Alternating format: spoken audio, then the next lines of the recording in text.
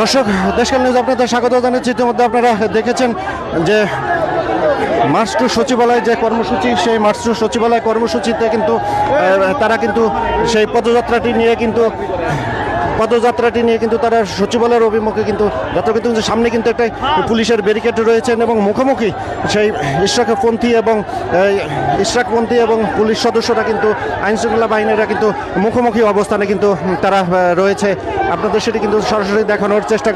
করছি।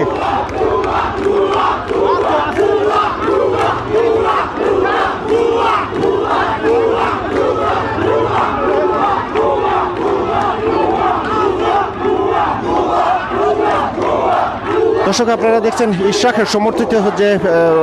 লোকগুলো রয়েছে এবং পুলিশ সদস্যরা এরা কিন্তু মুখোমুখি অবস্থানে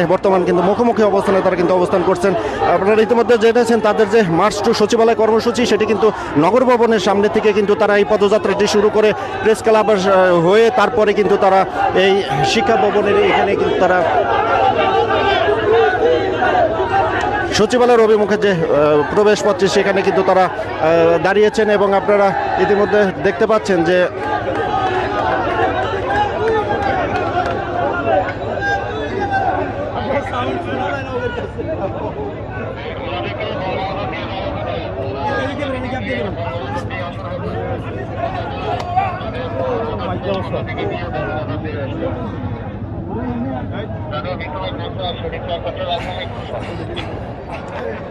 দর্শক, আপনারা দেখছেন পুলিশ সদস্যরা এখানে কিন্তু অবস্থান কিন্তু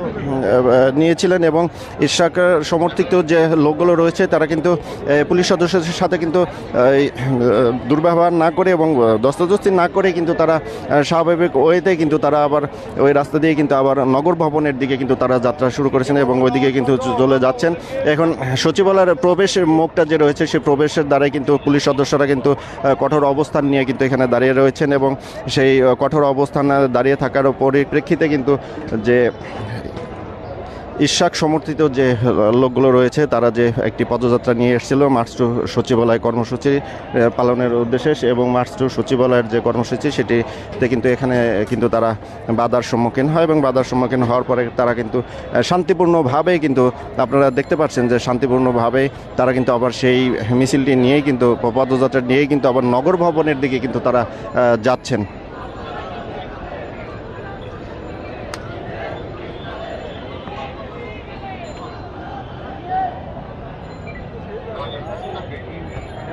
আলাদা নিয়ম